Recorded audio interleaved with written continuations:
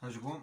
I thought I'd put another wet fly up here, and this one will be a bit more of a plain, simpler version of some of the of a Claret bumble without the double body hackles and tags and everything else. This is just a good colour combination for wild trout here in Ireland, and hope somebody will get a bit of use out of this and not have they have materials that maybe aren't readily available. So the hook is a B175 size 10, but you can tie these down to 12s, tie them up as big as 8s.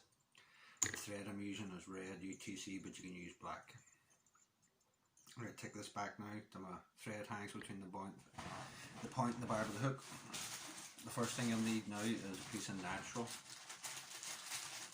tippet, golden pheasant tippet, which is these orange and black feathers here.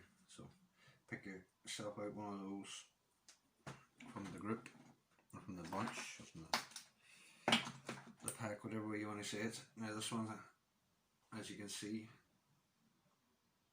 is just the black and orange feather at the back of the collar. Pick one of these sides to suit your fly. The way I get my tailing is I hold the tip, slide my scissors in, and then remove it. Stops you distorting the tail, but it's not that important.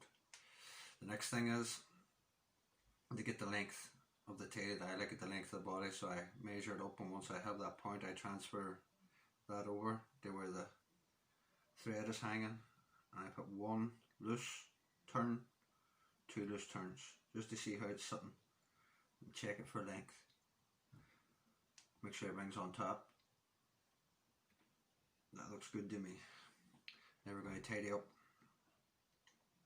all the way up. Now I'm leaving a little bit of space here. Just that's the best way to do it if you're just starting out, not to get all too much material up here and you'll crowd the head. So the next thing on this fly traditionally again will be gold, so you can make a gold flat tinsel, gold oval, or gold wire. I'm going to use a small gold oval. Again, I catch mags on the far side. It just makes my life easy. I don't think it makes any difference to the outcome of the fly. It just makes it easier when I come to wrap the hackle up through the hackle. It just seems to work out better for me. Now the next thing is some Claret seals for it, or any kind of Claret Dublin, whichever you like. It's whatever your preference is. Claret sometimes is called wine or burgundy. In other countries we just call Claret. It's the colour of red wine, really. Dark red wine. So if you want to copy it, get as close to it as possible. So get your seals for on as thick or as thin as you like it. Every couple of winds around the hook I like to tighten up the dubbing rope, because it can become unwound as you're winding it round, so it takes the turns that you put into it out of it. Now that's enough for me. I'm going to pinch and remove the rest of that. Come up, pull anything back that might be pointing forward out of the way. Remove the rest of the seal. So this scraggly stuff you want to keep. Don't be too panicking about that there. That's a good thing. That will only enhance the fly. The next thing is a cock neck, and again all these cock necks I've got here for this fly are non-expensive, non-genetic, cheaper hackles. You don't need really high-end hackles for wet flies unless you're tying them commercially, and it's always good to get a few more flies out of your hackle, but in general you don't need to be going expensive. You don't need expensive feathers to tie nice flies. Now if you want to size this, I kind of know by eye now, but a good way to do it is to pull back all the fibres that are all standing out, line up the stem with the shank of the hook, and see how much above and below the stem the fibres are. So I like mine to extend past the gape of the hook, so my fibres will always come down past the gape of the hook on my palmer bodies. So catch this in. Got to shorten up my bobbin here, got a wee bit long. Tie that in good and tight. Still got a few remnants of the seals for get rid of that. Now the next thing you'll want to use, well I don't really want to use them, I don't like using them as hackle pliers, I like using my hands, but for you to see, I like to put 3 on this style of a wet turns at the front. And this is why I don't like hackle pliers. As I say, 3 at the front, so there's 1, 2, 3, and then start travelling down as thick as you want it to be. You put it closer. If you want a little bit sparser as you want it, put less turns on.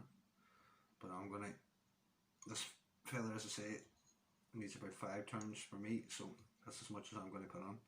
Catch in your gold oval, and just don't worry about catching down fibres. You're going to catch down 1 or 2, there's nothing you can do about it. At the last turn before I come up through, I'm going to pull everything back, lift my rib to the 12 o'clock position and cross over my thread and keep tension on my thread. I'm going to bend that rib till it sits alongside the shank, not on top or below. This creates a level base for the hackles that are going on afterwards, so it just makes your life easier. So next thing you do now is remove your 2 bits of waste. Get one more tight wrap back on. Now the next thing you're going to need is a teal blue hen hackle or cock hackle, whichever you like. Again, this is from a fairly inexpensive, cheap hen neck that I got for a few pound. You don't need to have really expensive hackles for these type of flies, but it's a teal blue. So we'll expose the tip.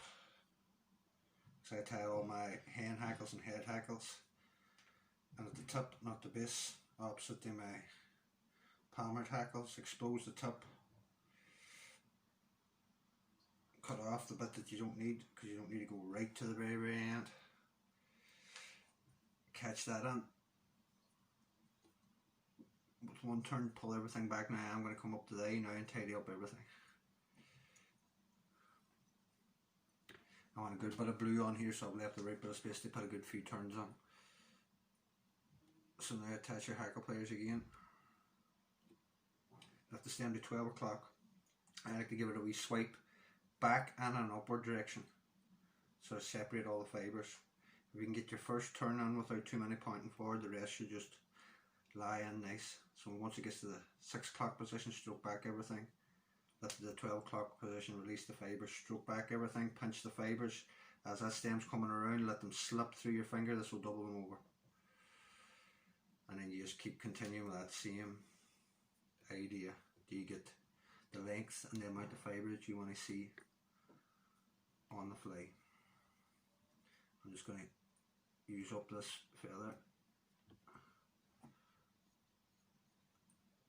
That might be a wee bit too much. We're just going to back off a half a turn there. It's a little bit too much. So it's always a constant game of checking it. What do you think? Because each feather is slightly different. I thought I could use up all that fibre there, but it was a wee bit better than I thought that feather, so I was getting a bit too overdressed at the head there. But there's no hard fast rules, and it's a natural material, so each one's ever so slightly different. So tidy up your head now as best you can. I'm going to come up and down just one more time just to get a nice smooth head. And that's a Claret bumble simplified, without the double body hackle and blue jay in the front and tags and everything else. That's just the basic colour combination that works well for wild trout, sea trout, and bigger sizes. Add a wee bit of JC. It's a great for Atlantic salmon in the lochs. We call them lochs here in Ireland and Scotland. We call them lochs, but still waters, lakes, whatever you want to call them. So a few coats of varnish and that should be the fly done, and very effective little pattern for wild brownies. And hope you all give it a go, and tight lines, and good luck, and I hope to see you next.